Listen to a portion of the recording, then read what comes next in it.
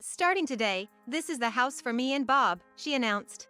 Her words, spoken so boldly and out of the blue, left me utterly speechless. This house was something my husband and I had meticulously planned and built over the years.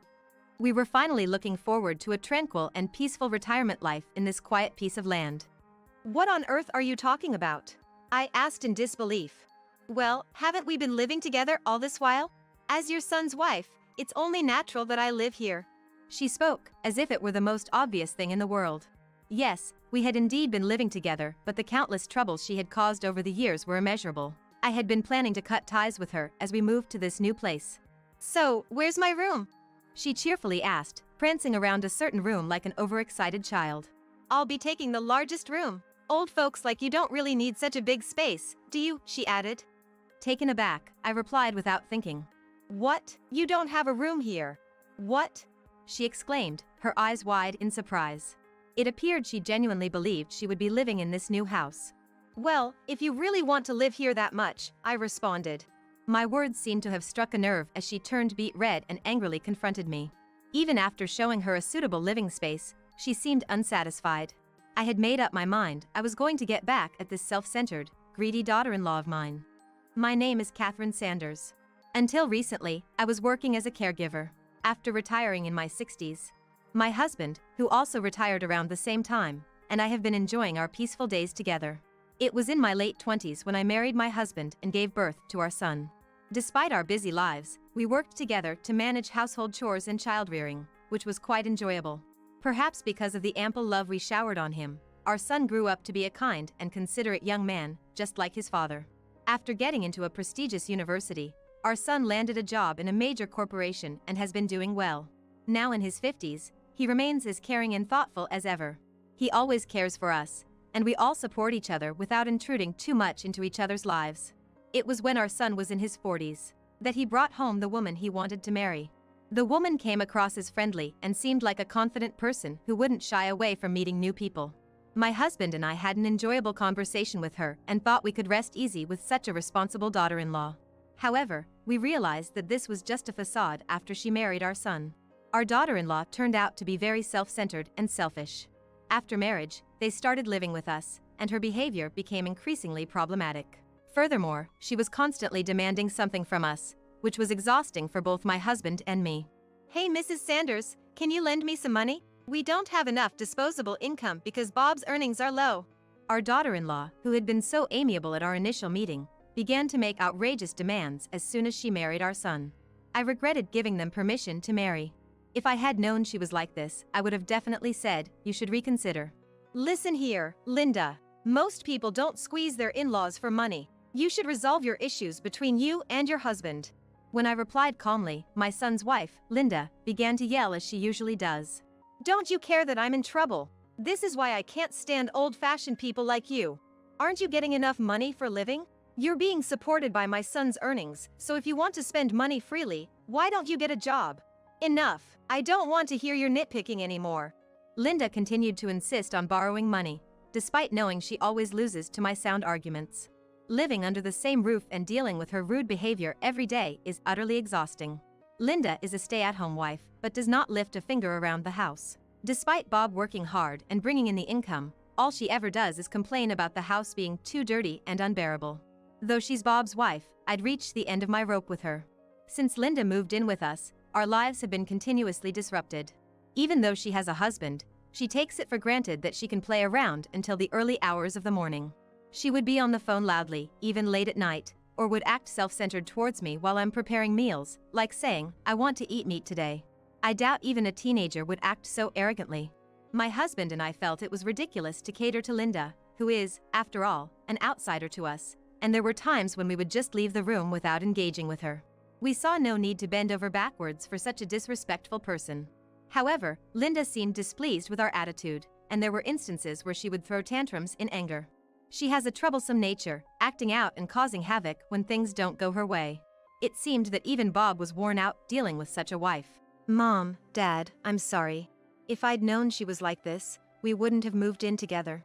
One evening, in Linda's absence, as she was out enjoying another night of partying, Bob apologized to us. Bob felt incredibly guilty for causing trouble to us due to the cohabitation, more than his own hardship. His kind-hearted nature probably prevents him from kicking her out, despite everything. Bob's considerate nature is a virtue, but he doesn't need to be so involved with someone who hurts him and treats him unfairly. We understand you're the one who's having the hardest time, Bob. But you're the one who needs to decide how to deal with Linda from here on out, my husband said, with a mix of kindness and sternness. Bob nodded in response. Don't worry, I've got it under consideration.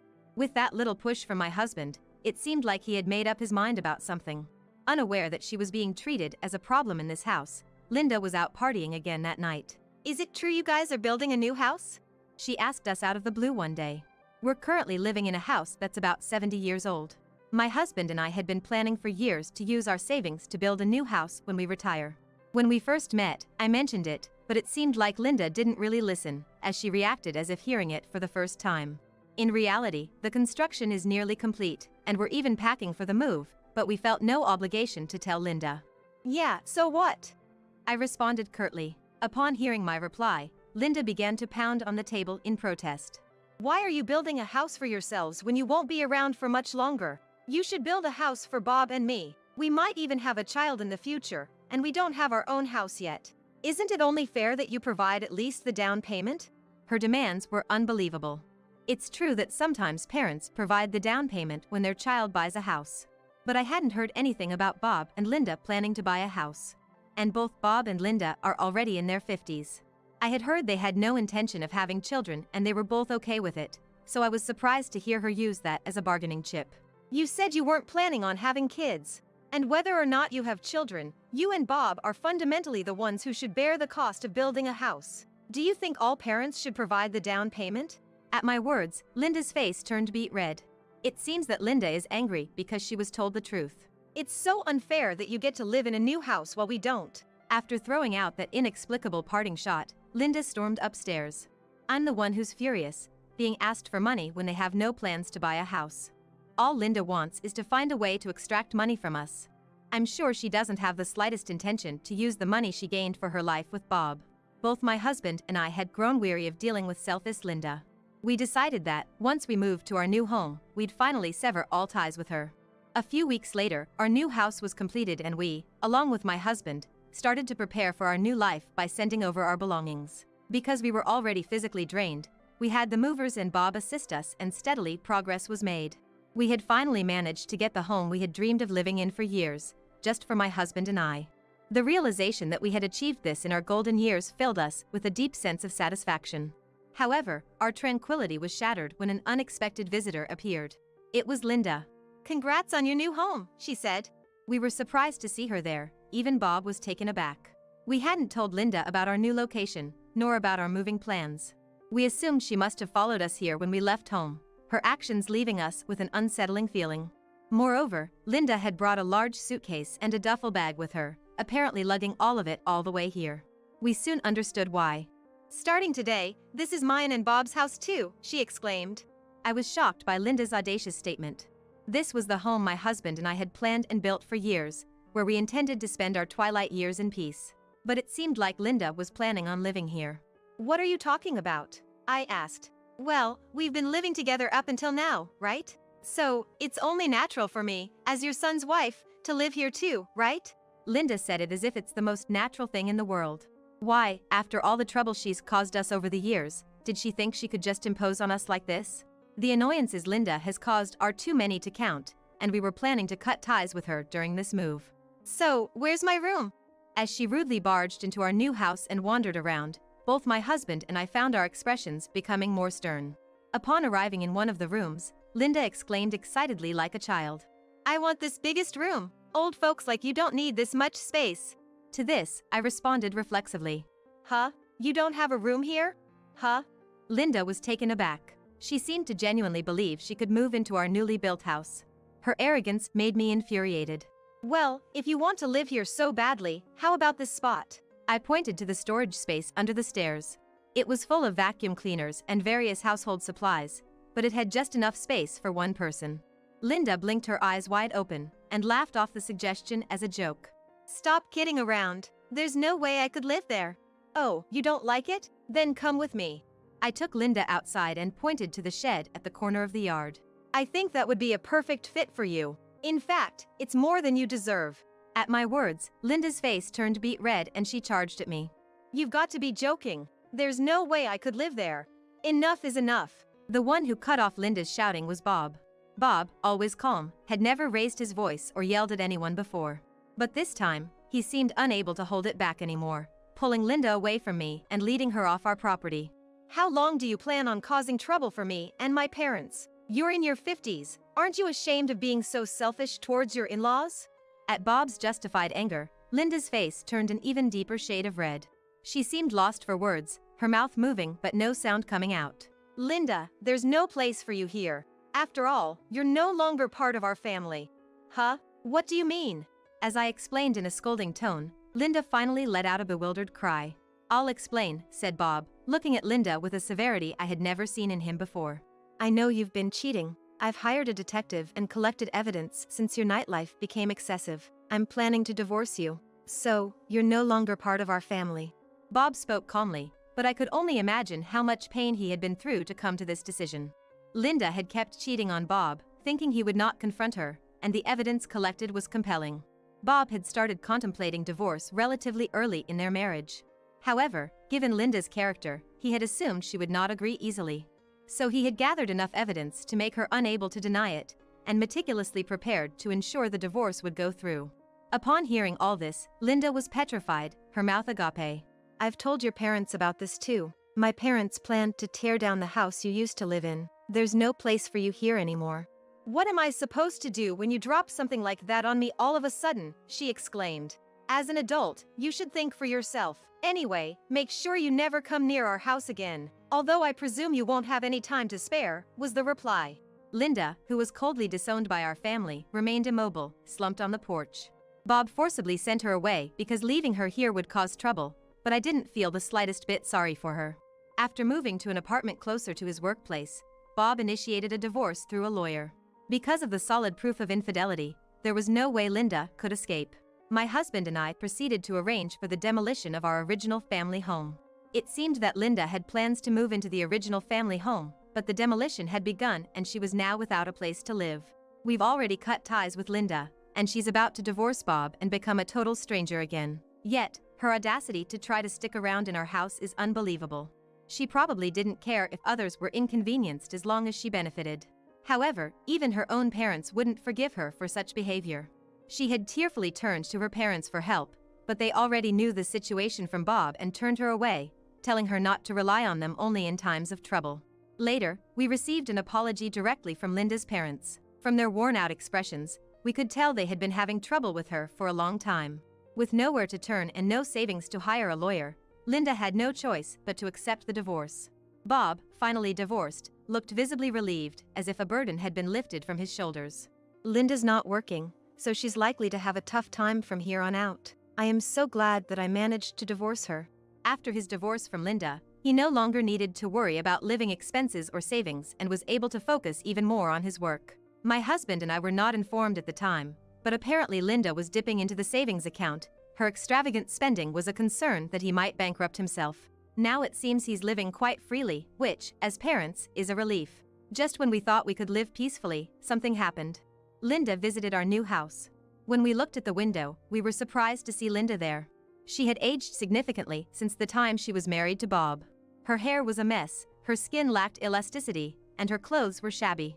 Even though she should have gotten some shared property during the divorce, she might be struggling with life so much that it's still not enough. When we opened the door, there was Linda, repeatedly apologizing. Whether she was sincerely apologizing or not, either way, not a shred of sympathy was aroused in us. What do you want? I am so sorry for everything. I have lost my home, my parents have disowned me, and I have nowhere to go. Please let me live here. After all she had done, did she really think we would let her into our house if she begged enough? If so, her thinking is way too superficial. Do you realize what you're asking, after all you've done? You didn't contribute to the household chores while living with us, and you spent my son's money. There is no benefit for us if you live here. We are not a family anymore, you know? I know. It was my fault. So please let me live here. Linda's apology lacked a sense of guilt. She didn't understand why she had been kicked out of the house and served with divorce papers. Rather, she seemed to be under the impression that if she apologized persistently enough, we would give in. Enough. You made both us and our son suffer for a long time, always asking for money, without any consideration, always selfish. Why would we want to let a person like that into our home? Please go back." As we coldly responded, as expected, Linda glared at us with anger-filled eyes. It was clear at a glance that she had not reflected on her actions. "Just because I'm begging, you should at least let me stay. You're so stingy, it's terrible. Then why don't you go and ask at some other people's houses? If they're kind, they might let a suspicious woman like you stay." Linda grimaced in frustration, but suddenly, her face turned pale. It was dark and hard to see, but upon closer look, there was a stray cat rubbing against Linda's feet. When Linda started to scream and flap her legs, the stray cat ran away. But when a meow sounded from inside the house, she immediately tensed up. "Do you have a cat?" "Yes, we just started keeping one recently. We've always wanted to adopt a rescue cat." At my response, Linda's cheeks twitched. "I can't believe it! You're keeping a cat!" "Oh, aren't they cute? Why don't you take a look before you go?" "I don't need to." After yelling, Linda bolted off at incredible speed. The truth is, we did start keeping a cat, and we had discussed adopting a rescue cat with my husband long before. The cat that became attached to us is so cute, it makes us completely smitten. We only found out recently that Linda is severely allergic to cats. We happened to learn this while speaking with Bob, so it's not that we got a cat to drive Linda away, but in the end, it did help us fend her off, so we owe the cat our thanks. Since then, Linda has not visited our home. After that, Linda seemed to have barged into Bob's apartment while searching for a place to live. But she was ruthlessly called out by the police and was swiftly taken away, so she was unable to enter his apartment. Since then, we haven't seen Linda. But we heard through the grapevine that she was seen walking around a town in a distant place. Linda had no choice but to start working for her future life, and it seems she is now living out of state. However, for Linda, who has lived off men and hardly worked before, even a part-time job seems to be tough. Due to unfamiliar tasks and her overly selfish personality, it seems she can't keep a job for long and often gets fired. The hard-earned money she finally makes disappears in living expenses, and it seems she is now living day to day while working at a factory that comes with a dormitory. She has always done as she pleased, so it's only fair she goes through such hardships. I think it's good for her to experience firsthand how hard-earned money can easily disappear. Bob has always been troubled by Linda's extravagant spending. Furthermore, it seems that Linda has been officially disowned by her parents. Her parents, who have been put out by her extravagant spending and inflexible selfishness since long ago, have decided to cut ties with their daughter. I don't think Linda's parents are wrong in their decision. There's no rule that says all is forgiven just because they are family. My husband and I are living happily in our new home with our new family member, the cat. The time we spend playing with the cat while feeling smitten is so enjoyable and peaceful, it's irreplaceable. Of course, we also meet Bob occasionally, and going out for meals or hearing about his recent events is also a pleasure. Ideally, I wanted Bob to grasp this happiness too, but he might have new encounters ahead. When that time comes, I hope he lives with a partner who respects and cares for each other. I also want to cherish these happy times with my husband.